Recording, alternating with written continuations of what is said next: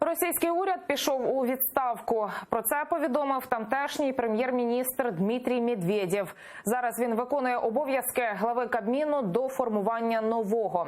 Наступним прем'єром Медведєв не буде. Владимир Путін сьогодні заявив, що не бачить його надалі в цьому кріслі. І спеціально для Дмитрія Медведєва російський керманич вирішив створити нову посаду – заступника голови Ради безпеки Росії. Нинішній склад уряду сформували у травні 2018 року після президентських виборів. А загалом Дмитрій Медведєв незмінно очолював уряд останніх майже 8 років.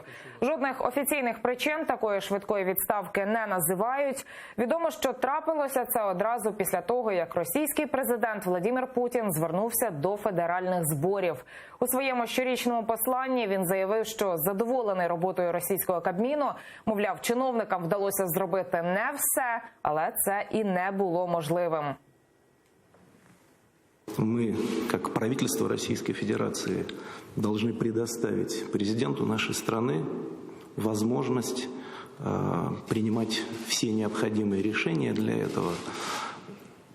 И в этих условиях я полагаю, что было бы правильно, чтобы в соответствии со статьей 117 Конституции Российской Федерации правительство Российской Федерации в действующем составе подало в отставку.